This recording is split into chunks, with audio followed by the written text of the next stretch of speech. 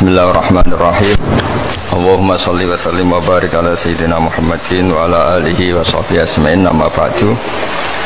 Yang sangat kita hormati bersama Direktur RSUD Rembang, Bapak Dr. Agus, jadi juga beberapa dokter spesialis, karyawan dan semuanya. Sebelumnya saya juga mengucapkan terima kasih atas pelayanan ibu kami. Beliau gerak di sini sampai 22 hari bulan Sya'ban sampai wafat juga di sini, dan kami sebagai keluarga sangat terima kasih atas semua pelayanan dan pengabdian tenaga medis di sini.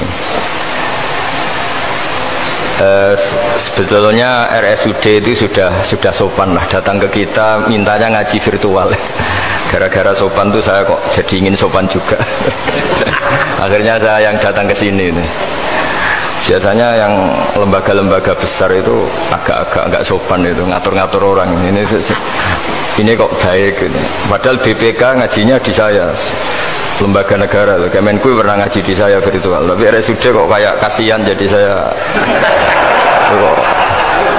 Terus iya, jadi hakul jar kira-kira itu karena tetangga itu.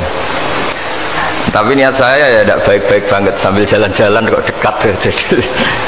Tapi begini ya, saya akan cerita versi kiai ya. Kalau versi medis Anda lebih tahu. Kalau versi kiai itu kematian itu dianggap hal yang sebetulnya ada versi kiai ya, semua orang tahu lah pasti mati itu.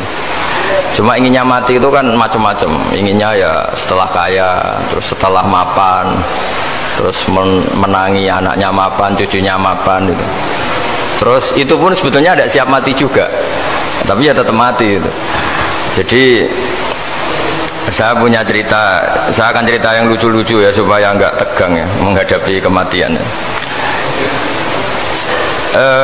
Dulu itu kroni itu ya sudah ada. Jadi Nabi itu ya punya kroni, tidak hanya pejabat. Nabi itu punya kroni. Nabi Sulaiman itu bisa terbang. Ya mulai dulu manfaatkan angin. Jadi angin itu mulai dulu memang luar biasa. Dimanfaatkan orang sekarang, mulai tenaga angin, pakai rem angin. Mulai dulu angin itu luar biasa.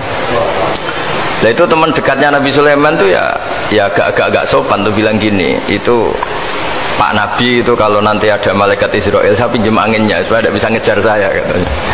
Jadi mulai dulu tidak hanya pejabat, Nabi pun ya punya teman yang agak-agak gimana itu. Suatu saat malaikat Israel disuruh nyabut orang, misalnya namanya siapa lah, nanti saya sebut ada yang tepaan sama nanti tersinggung ya, semuanya siapa gitu.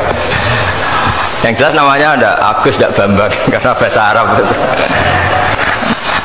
Itu